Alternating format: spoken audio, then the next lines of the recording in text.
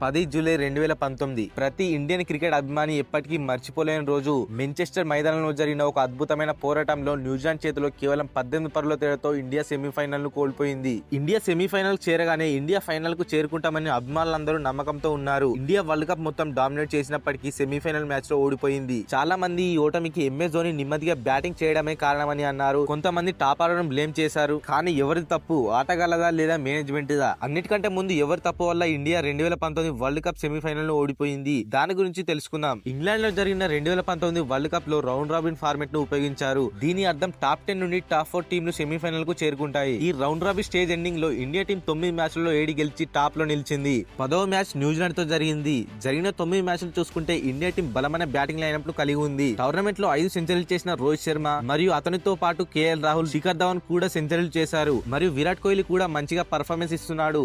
కానీ ఇప్పటికే India top order tournament లో డామినేట్ చేసింది. మరియు జస్ప్రీత్ బుమ్రా, భువనేశ్వర్ కుమార్, మొహమ్మద్ షమి అందరూ బౌలింగ్ లో కన్సిస్టెన్సీ గా పర్ఫార్మెన్స్ ఇస్తూ కీలకమైన సమయంలో ఇండియా జట్టుకు బ్రేక్ త్రూ అందిస్తున్నారు. ఇండియాకి ఎప్పుడు టాప్ ఆర్డర్ మరియు బౌలింగ్ ప్రాబ్లం కాదు, ప్రాబ్లం అయ్యేది మిడిల్ ఆర్డర్ లో. ఇది వరల్డ్ కప్ లో కూడా మెయిన్ ప్రాబ్లం. ఇండియా టీం కు చాలా కాలంగా మంచి మిడిల్ ఆర్డర్ లేదు.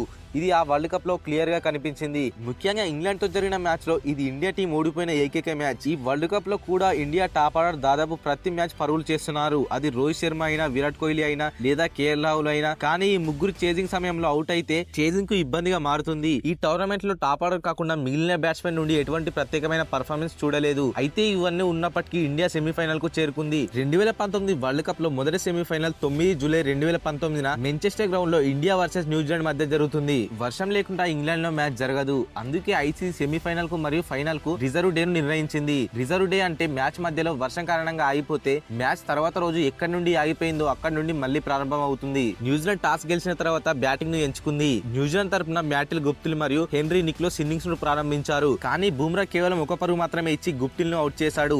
ఆ తర్వాత కేన్ విలియమ్సన్ మరియు నిక్లేస్, ఆ తర్వాత రాస్ టేలర్ తో కలిసి న్యూజిలాండ్ జట్టు 5 వికెట్లకు 211 పరుగుల భారీ స్కోర్ ను చేరుకుంది. దాని తర్వాత 47వ ఓవర్ లో వర్షం కారణంగా మ్యాచ్ ఆగిపోయింది. 10 జూలైన మ్యాచ్ తిరిగి ప్రారంభించినప్పుడు న్యూజిలాండ్ తమ ఇన్నింగ్స్ ను 8 వికెట్లకు 239 పరుగుల వద్ద ముగించింది. భువనేశ్వర్ కుమార్ 3 వికెట్లు పడగొట్టగా ఇతర బౌలర్లు ఒక్కొక్క వికెట్ తీశారు. పిచ్ పరిస్థితి మరియు వాతావరణం రెండు భారత్ పైన ఉండబోతున్నాయి. మ్యాచ్ గెలుస్తుందని అభిమానులందరూ చాలా అంచనాలు పెట్టుకున్నారు. కానీ ఇండియా బ్యాటింగ్ కు దిగింది మరియు 4 ఓవర్లలోనే ఇండియా స్కోర్ 5 పరుగులకు 3 వికెట్లు కోల్పోయింది. మరియు ఇండియా టాప్ ఆర్డర్ బ్యాట్స్మెన్లు ముగ్గురు ఒకే పరుగు అవుట్ అయ్యారు. ఈ సమయంలో అభిమానులందరూ ఊపిరి పీల్చుకుంటున్నారు. ఎందుకంటే టోర్నమెంట్ లో అంతటా బాగా రాణించిన ఇంగ్లాండ్ మరియు ఆస్ట్రేలియా వంటి టీంలకు గట్టి పోటీ ఇచ్చిన జట్టు సెమీఫైనల్ మ్యాచ్ లో మాత్రం 4 ఓవర్లనే తమ టాప్ 3 బ్యాట్స్మెన్లు కోల్పోయింది. 3 వికెట్లు పడ్డ తర్వాత దినేష్ కార్తిక్ 25 బంతుల్లో 6 పరుగులు చేసి అవుట్ అయ్యాడు. దీంతో 10 ఓవర్లలో ఇండియా 4 వికెట్లకు 24 పరుగులు చేసింది. హార్దిక్ పాండ్యా మరియు రిషబ్ పంత్ 47 పరుగుల పార్ట్నర్షిప్ ను నిర్మించారు. కానీ కొద్దిసేపటికే ఇద్దరు అవుట్ అయ్యారు. మొదట రిషబ్ పంత్, తర్వాత హార్దిక్ పాండ్యా. మరియు ఇండియా 6 వికెట్లకు 92 పరుగుల వద్ద కష్టాల్లో పడింది.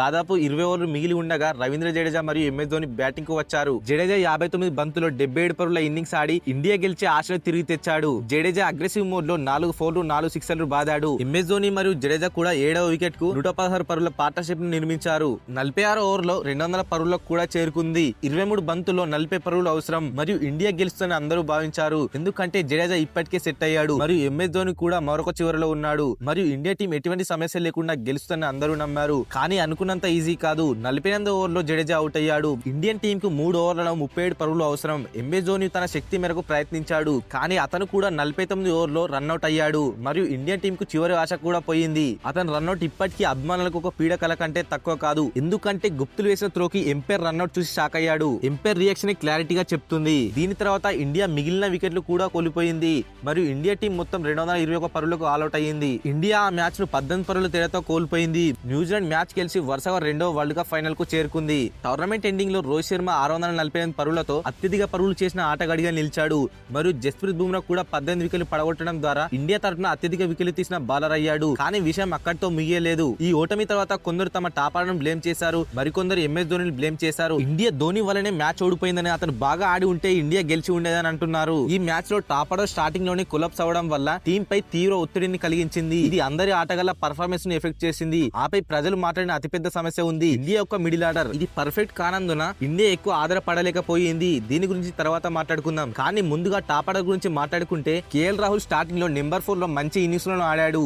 ఆ సమయంలో శిఖర్ ధవన్ ఓపెనింగ్ గా బాగా ఆడుతున్నాడు. కానీ ఆస్ట్రేలియా మ్యాచ్ లో శిఖర్ ధవన్ ఇంజూరీ అయ్యాడు. దాని కారణంగా అదృష్టంగా కేఎల్ రాహుల్ కు ఓపెనింగ్ చేసే అవకాశం లభించింది. మరియు ఇప్పుడు ఆ నెంబర్ 4 లో ఎవరు ఆడతారో తెలియదు. కొన్నిసార్లు హార్దిక్ పాండ్యాను, కొన్నిసార్లు విజయ్ శంకర్ మరియు కొన్నిసార్లు రిషబ్ పంత్ నెంబర్ 4 లో బ్యాటింగ్ చేశారు. అయితే రిషబ్ పంత్ నెంబర్ 4 లో బాగా ఆడాడు. ప్రతి మ్యాచ్ లో టాప్ ఆర్డర్ కన్సిస్టెంట్ గా పర్ఫార్మెన్స్ ఇస్తున్నారు. కానీ ఒకే మ్యాచ్ లో టాప్ 3 ఆటగాళ్లు ఫెయిల్ అయితే మిడిల్ ఆర్డర్ ఏం చేయగలదు. అదే సెమీఫైనల్ మ్యాచ్ లో అయ్యింది. ఇక్కడ టాప్ 3 బ్యాట్స్మెన్లు కొలాప్స్ అయ్యారు. ఆపై మిడిల్ ఆర్డర్ ఒత్తిడిని సరిగ్గా హ్యాండిల్ చేయలేకపోయారు. వారు తమ బెస్ట్ ను ప్రయత్నించారు, అది సరిపోలేదు. టోర్నమెంట్ అంతటా ఇండియా టాప్ ఆర్డర్ పై, ముఖ్యంగా రోహిత్ శర్మ పై ఆధారపడడం. టాప్ ఆర్డర్ పర్ఫార్మెన్స్ ఇస్తే పర్లేదు, లేకపోతే మిడిల్ ఆర్డర్ ఒత్తిడికి వస్తుంది. మరియు 2017 ఛాంపియన్స్ ట్రోఫీ ఫైనల్ లో కూడా ఇదే జరిగింది. అక్కడ ఇండియా టాప్ ఆర్డర్ కూడా ఇదే విధంగా కొలాప్స్ అయ్యింది. ఆపై మిడిల్ ఆర్డర్ ఒత్తిడిని తట్టుకోలేకపోయింది. సెమీఫైనల్ వంటి ముఖ్యమైన మ్యాచ్ లో ఇండియా టాప్ 3 బ్యాట్స్మెన్లు కనీసం ఒక్కరు లేదా ఇద్దరైనా 20-30 పరుగులు చేయాలనుకుంటారు. కానీ ఇండియా కేవలం 4 ఓవర్లలోనే 3 బ్యాట్స్మెన్లను కోల్పోయింది. మరో ముఖ్యమైన విషయం ఏమిటంటే టోర్నమెంట్ అంతటా ఇండియా టాప్ ఆర్డర్ పై మరియు ముఖ్యంగా రోహిత్ శర్మ పై ఆధారపడి ఉంది. ఎందుకంటే అతను మంచి ఫామ్ లో ఉన్నాడు. 80 యావరేజ్ తో 648 పరుగులు చేశాడు. అందులో 5 సెంచరీలు కూడా చేశాడు. అతను అత్యంత అవసరమైన మ్యాచ్ లో పర్ఫార్మెన్స్ ఇవ్వలేకపోయాడు. ఇప్పుడు ఈ టోర్నమెంట్ లో 361 పరుగులు మరియు 443 పరుగులు చేసిన కేఎల్ రాహుల్, విరాట్ కోహ్లీ గురించి మనం మాట్లాడుకుంటే వారిద్దరు సెమీఫైనల్ మ్యాచ్ లో సింపుల్ గా అవుట్ అయ్యారు. మరియు శిఖర్ ధవన్ ఆస్ట్రేలియాపై సెంచరీ చేసిన తర్వాత గాయపడినప్పుడు ఇండియన్ టీం కు కష్టాలు ప్రారంభమైనది కూడా నిజం. గతంలో రోహిత్ శర్మతో కలిసి శిఖర్ ధవన్ మంచి పార్ట్నర్షిప్ లను నిర్మించాడు. ఇప్పటికే తెలుసు ఈ టోర్నమెంట్ లో కూడా ఇదే జరిగింది. అయితే శిఖర్ ధవన్ లేనప్పుడు కేఎల్ రాహుల్ కు ఓపెనింగ్ అవకాశం ఇవ్వబడింది. ఈ సమయంలో మయాంక్ అగర్వాల్ ఓపెనర్ గా మంచి ఆప్షన్ ఉండేది. కేఎల్ రాహుల్ ఇప్పటికే మిడిల్ ఆర్డర్ లో చాలా మంచి ప్లేయర్. అతనిని నెంబర్ 4 లో నుంచి తొలగించి నేరుగా ఓపెనర్ గా పంపించడం అనేది కొంచెం డిఫరెంట్ గా అనిపించింది. అయితే ఆ సమయంలో మయాంక్ అగర్వాల్ కు డెబ్యూ చేసే అవకాశం రాలేదు. కానీ అతను ఆడడానికే జట్టులో ఉన్నందున అతనికి అవకాశం ఇవ్వవచ్చు. మరియు ఇది జరగలేదు. కేఎల్ రాహుల్ మిడిల్ ఆర్డర్ లో సులభంగా మేనేజ్ చేసేవాడు. ఇప్పుడు ఇండియా మిడిల్ ఆర్డర్ గురించి మాట్లాడుకుందాం. టాప్ ఆర్డర్ విఫలమైతే మ్యాచ్ ను ముందుకు తీసుకెళ్లి గెలిపించే బాధ్యత మిడిల్ ఆర్డర్ పై ఉంటుంది. కానీ ఆ సమయంలో మనం మిడిల్ ఆర్డర్ ఎలా ఉందో మనకు తెలుసు. మరియు తప్పు ఆటగాళ్లపై కాదు, మేనేజ్మెంట్ ది. చాలా కాలంగా ఇండియాకు సరైన మిడిల్ ఆర్డర్ లేదు. మరియు ఈ వరల్డ్ కప్ సెలక్షన్ సమయంలో ఎటువంటి కారణం లేకుండా ఫామ్ లో ఉన్న అంబర్ ట్రై ను డ్రాప్ చేశారు. అతను నెంబర్ 4 లో చాలా హెల్ప్ అయ్యేవాడు. బీసీసీఐకి ఏం చేయాలో అర్థం కాలేదు. అన్ఎక్స్పెక్టెడ్ గా విజయ్ శంకర్ టీమ్ లోకి వచ్చాడు. ఎవ్వరూ ఊహించలేదు. అంతేకాకుండా ఇది కొత్తేమీ కాదు. బీసీసీఐ ఎంపిక చేసిన ప్రతి వరల్డ్ కప్ టీమ్ లో మీరు ఒక ప్రత్యేకమైన పేరును చూస్తారు. ఈ రాయుడు, విజయ్ శంకర్ కాకుండా టీమ్ లో ఇప్పుడు 4 వికెట్ కీపర్లు ఆడుతున్నారు. కేఎల్ రాహుల్, రిషబ్ పంత్, దినేష్ కార్తిక్ మరియు ఎంఎస్ ధోని. ఒక సరైన బ్యాట్స్మెన్ కు బదులుగా మిడిల్ ఆర్డర్ లో 4 కీపర్లు ఆడుతున్నారు. ఆ సెమీఫైనల్ మ్యాచ్ లో కూడా 4 ఆడుతున్నారు. ఇన్నింగ్స్ ను ప్రారంభించేటప్పుడు కేఎల్ రాహుల్ అవుట్ అయ్యాడు. ఆ తర్వాత దినేష్ కార్తిక్ వస్తాడు. తన తొలి 20 బంతుల్లో 0 పరుగులు చేశాడు. ఆపై బౌండరీ కొట్టిన తర్వాత అతను అవుట్ అయ్యాడు.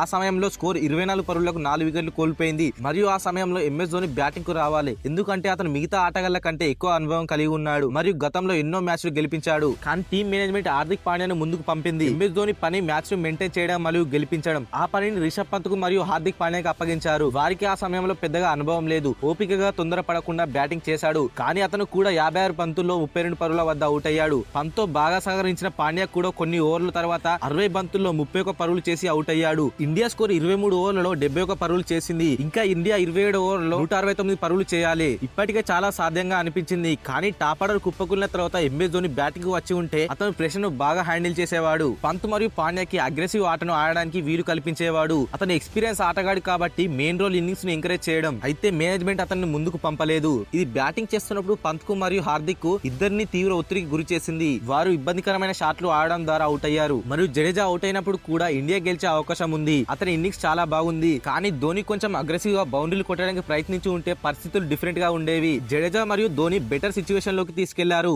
ఎందుకంటే వారి తర్వాత బ్యాట్స్మెన్లు ఎవరు లేరు. బౌలర్లు మాత్రమే బ్యాటింగ్ చేయడానికి మిగిలి ఉన్నారు. కాబట్టి ఆ సమయంలో ఈ ఇద్దరు మాత్రమే ఏదైనా చేయగలిగేవారు. ధోని కొన్ని తక్కువ డాట్ బాల్స్ ఆడి ఉంటే ఇండియా టీం పరిస్థితులు చాలా బెటర్ గా ఉండేవి. కానీ అది జరగలేదు. ధోని టీమ్ లో అత్యంత ఎక్స్పీరియన్స్ ప్లేయర్ మరియు సీనియర్ ప్లేయర్ కూడా. ముఖ్యంగా 2011 వరల్డ్ కప్ ఫైనల్లో సూపర్ పర్ఫార్మెన్స్ ఇచ్చాడు. మరియు అతనికి చాలా సంవత్సరాల అనుభవం కూడా ఉంది. అందుకే అతను ముందు బ్యాటింగ్ కు వచ్చి ఉండాలి. ఎందుకంటే ధోని 4వ స్థానంలో 5వ స్థానంలో పర్ఫెక్ట్ ప్లేయర్ కావచ్చు. దినేష్ కార్తిక్ ను ఆ స్థానంలో పంపారు. అతను ఖాతా తెరవకుండా 20 బంతులు తీసుకున్నాడు. కానీ అతను వెంటనే షాట్ ఆడి అవుట్ అయ్యాడు. స్ట్రైక్ లో జడేజా చాలా కష్టపడ్డాడు. కానీ 46వ ఓవర్లో కేవలం 5 పరుగులు మాత్రమే వచ్చినప్పుడు 47వ ఓవర్లో అతనిపై ఒత్తిడి పెరిగింది. దాని వలన అతను పెద్ద షాట్ ఆడడానికి ప్రయత్నించాడు. దీనికి కారణం ధోని స్ట్రైక్ ను రొటేట్ చేయకపోవడం మరియు పెద్ద షాట్లు కొట్టకపోవడం. దీని కారణంగా జడేజా రిస్క్ చేయవలసి వచ్చింది. దీని కారణంగా అతను అవుట్ అయ్యాడు. జడేజా మరొక చివరిలో పరుగులు సాధిస్తుంటే మీరు చేయాల్సిందల్లా స్ట్రైక్ ను రొటేట్ చేయడమే. కానీ ఇది ఇక్కడ జరగలేదు. అతను సరిగ్గా స్ట్రైక్ ను రొటేట్ చేయలేకపోయాడు. అతను స్ట్రైక్ ను సరిగ్గా రొటేట్ చేసి ఉంటే జడేజా అంత ప్రమాదకరమైన బ్యాటింగ్ చేసి ఉండేవాడు కాదు. చేజింగ్ ఇండియా కంట్రోల్లో ఉండేది. ఎంఎస్ ధోని మ్యాచ్ ను లోతుగా తీసుకెళ్లాలనుకున్నాడు. చివరి ఓవర్ లో మ్యాచ్ ను ముగించాలనుకున్నాడు. దాని తర్వాత అతను 49 ఓవర్లో రన్అట్ అయ్యాడు. ఇండియా మ్యాచ్ ను ఓడిపోయింది. ఇండియా ఆ మ్యాచ్ ను ఓడిపోవడానికి ఒకటి మాత్రమే కారణం కాదు, చాలా కారణాలు ఉన్నాయి. అన్నిటికంటే ముందు టాప్ ఆర్డర్ కొలాప్స్ అయింది. దీని కారణంగా ఇండియా కేవలం 3 ఓవర్లనే 3 వికెట్లు కోల్పోయి 5 పరుగులు మాత్రమే చేసింది. ఇది మొదటి ఎదురు దెబ్బ. ఎందుకంటే నాకౌట్ మ్యాచ్ లో కనీసం టాప్ 3 బ్యాట్స్మెన్ లో ఒకరైనా చివరి వరకు ఆడాలి. ఆపై ఇన్నింగ్స్ ముందుకు చావడానికి మిడిల్ ఆర్డర్ పనిచేస్తుంది. కానీ ఇండియా మిడిల్ ఆర్డర్ మళ్లీ ఫెయిల్ అయింది. దినేష్ కార్తిక్, హార్దిక్ పాండ్యా పెద్దగా ఏం చేయలేకపోయారు. రిషబ్ పంత్ కూడా పెద్దగా సహకరించలేకపోయాడు. తర్వాత జడేజా మాత్రం బాగా ఆడాడు. ధోని బ్యాటింగ్ కు వచ్చే సమయానికి చాలా ఆలస్యమైంది. సరైన సమయంలో స్ట్రైక్ ను తిప్పలేకపోవడం వల్ల పరిస్థితులు మరింత చేజారిపోయాయి. మరియు ఇండియన్ టీం ఒత్తిడిని తట్టుకోలేకపోయింది. సింపుల్ గా చెప్పాలంటే ఇది టాప్ ఆర్డర్ కొలాప్స్ అవ్వడం వల్ల మరియు మిడిల్ ఆర్డర్ ఫెయిల్ అవ్వడం వల్ల మేనేజ్మెంట్ సరైన నిర్ణయాలు తీసుకోకపోవడం, అన్ని కారణాల వల్ల ఇండియా ఆ మ్యాచ్ ను ఓడిపోయింది. మీకు ఈ వీడియో ఎలా అనిపించిందో కమెంట్ సెక్షన్ లో కమెంట్ చేయండి. ఈ వీడియోని లైక్ చేసి ఛానల్ ని సబ్స్క్రైబ్ చేసుకోండి. Thanks for watching.